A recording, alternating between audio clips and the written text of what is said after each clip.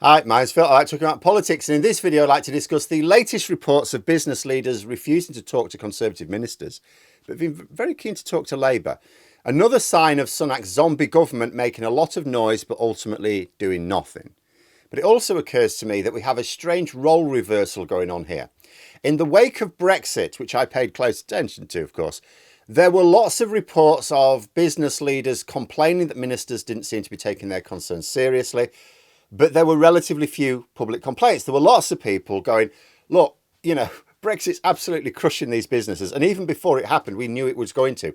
Why aren't they alerting the public? Why aren't they talking about it? And we were told in reports that many business leaders didn't want to publicly criticise Brexit or the government because then ministers would simply not talk to them at all. Under Boris Johnson, the Conservatives became like petulant children. And if you did or said something they didn't like, they would cut off the lines of communication. So business leaders believed that keeping ministers on side by not drawing attention to all the damage of Brexit would mean that they could at least present their arguments and maybe steer ministers towards a more sensible path, at least for them. In the end, it was all folly. The Conservatives were never interested in what businesses had to say. They would have done better to have warned the public about what was happening and put pressure on ministers that way, instead of keeping quiet in return for the odd ministerial meeting where basically what do they get? A cup of tea and a biscuit and otherwise ignored. And now the shoe's on the other foot. The iNews is reporting that the CEOs of blue chip companies are only interested in talking to Labour. Tory ministers going, I could schedule a meeting with you next Tuesday if you like. No, you're all right. I don't want to talk to you. And this is down to two main reasons. First, Labour are seen as being the party of government in the very near future. And with business plans for the next few years being developed, they want to talk to the policymakers for the government that will be in place when that business plan is operating. But that in itself is not reason to ignore Conservative ministers. They are still in government now and could potentially be for another 8 months.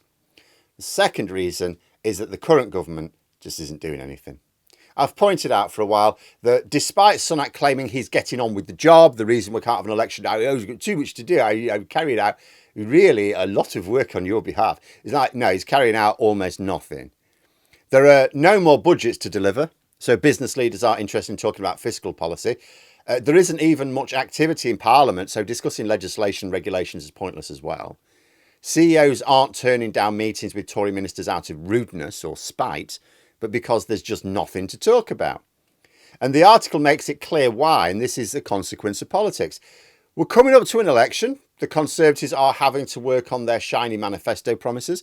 Labour have been working on these for over 2 years. The Conservatives apparently have been giving very little thought to them until recently, possibly the result of the leadership instability and having to put out internal fires on an almost daily basis. But even with a functioning government, you would have ministers prioritising the manifesto more, really, future promises, than completing your current work. There are very few, if any, votes in polishing off the boring legislation which has been passed at the arse end of a parliament. And the legislation that's been passed at the arse end of a parliament is always the boring stuff. You do the exciting stuff early. Come the election, even if the government had delivered lots of improvements, they would still need to show that they can and will do better yet. People don't vote you back in because as a thanks. They vote you back in because they think the next phase is going to be better with you in charge. But this means that ministers aren't going to do anything of value to business before the election, other than what they're already committed to. And because nobody seriously thinks the Tories have any chance of still being in power in a year's time, why on earth would you bother lobbying this government? Complete waste of time. Would be different if the business world believed the Tories would or even might win.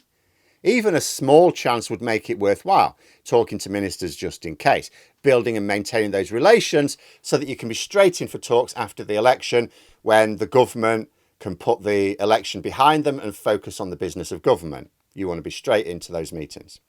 But no, it's not just pollsters who don't believe this hung parliament rubbish. Business leaders and lobbyists know the score as well. But there we are. Those are my thoughts. If you enjoyed the video, please subscribe for further content and click the like button. You can also sign up for memberships if you'd like to support the channel further. Thanks for watching, and until next time, I'll see you later.